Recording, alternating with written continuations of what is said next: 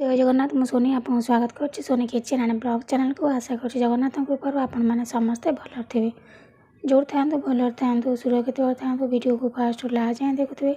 जब पसंद आता है लाइक करेंगे फ्रेंड तो शेयर करेंगे और चैनल जब नुआ अच्छा चैनल गोटे सब्सक्राइब करने थोड़े चलते स्टार्ट करवा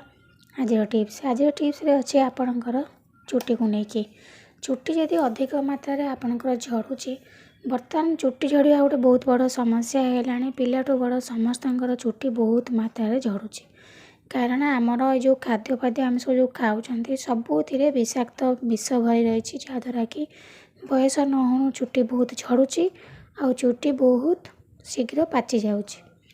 तो से देखो आज टिप्स रे मुझे देखी आपणकर चुट्टी केमती पूरा स्ट्रंग हम बिल्कुल झड़बनी ता सहित बयस न जो पाची जाऊँगी पाचबनी बाल बहुत गहबा हम मोटा हम तो आम नेचुरल जिनस आड करवा जोटा कि आम घर जिनस जोटा कि आपंकर चुट्टी को पूरा स्ट्रंग कर शाइनिंग कर जो तेल लगे चिपचिपा हो जाए बिल्कुल चिपचिपा हेनी देखिए अल्प दिन लगे देखिए आपंकर चुट्टी कौड़ा आरंभ हो मेन कथा है चुट्टी आपंकर बढ़ुनी चुट्टी बहुत मात्रा उपुड़ुची जदि न कौड़ चुट्टी नुआ चुट्टी जब चुट्टी उपुड़ ताल आपंकर चुट्टी पूरा मुंड फांका हो मोर सेमती हो तो मुझे लगेवा आरंभ कर भाव में आप लगातु देखो ये मुझे नड़िया तेल आप घर तैयारी कर नड़िया तेल नहीं पारे यहाँ मुझे मार्केट मिलिया नड़िया तेल नहीं तो नड़िया तेल सहित आम कौन मिसेबा ये आपको देखे ने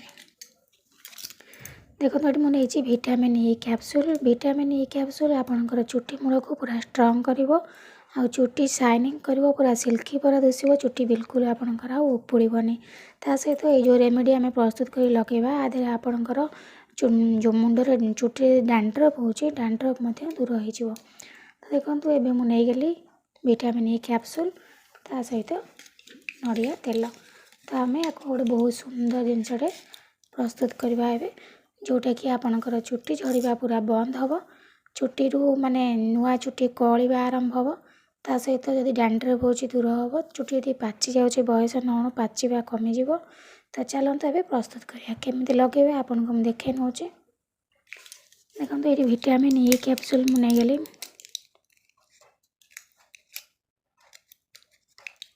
मोटी देखो दी तीन टा आप चुट्टी जिते लंबा अच्छी से अनुसार आप देखिए ने मुझे 4 ରୁ 5टा खंड लगेबी मोटी प्रथम विटामिन ई कैप्सूल को छिड़े नौचे ये भाव में आप विटामिन ई ऑयल को बाहर करने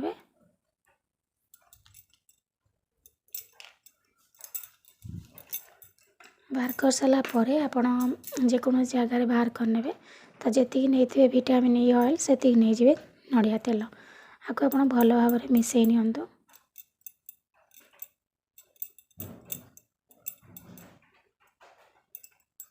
चुट्टी मूल लगे अगर कम लगे किंतु लेंथ रे किंतु मेन हूँ इम्पोर्टाट आम मूल लगेगा मूल लगे ही आपंकर नुआ चुट्टी कौड़ा आरंभ हम आ चुट्टी मूल को स्ट्रंग कर बिल्कुल भी उपुड़बनी तो देखो ये मुझे गोटे प्रस्तुत कर 4टा 5टा लगे आप देखे नौचे आप केमी लगे लगुच आप से लगे ने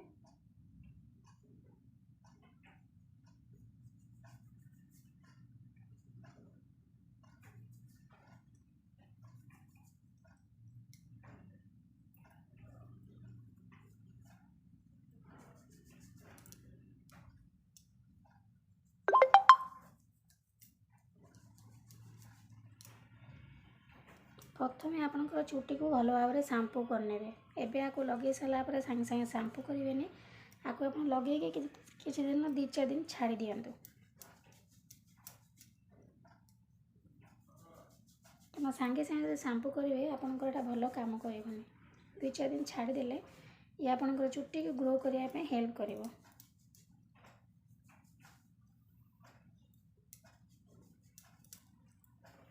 ये भाव में आप घसी घसी पूरा मूल जाक लगातु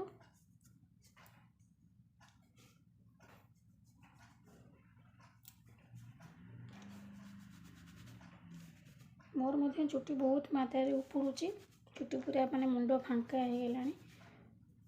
तो मुझे भल भाव चुट्टी की शैम्पू कर शैम्पू कर सारा आप एमती लगे नियंतु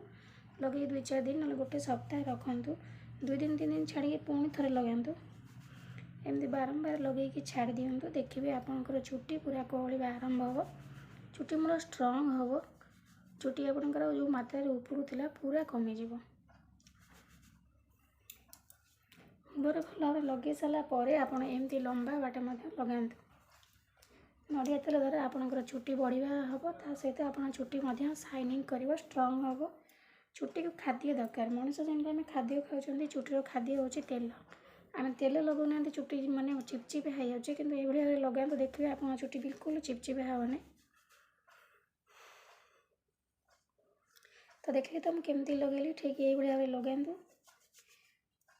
मासे टी 15 दिन लगे सारापर आप फरक जानीपर आपंकर चुट्टी कौड़ा आरंभ होगा बोली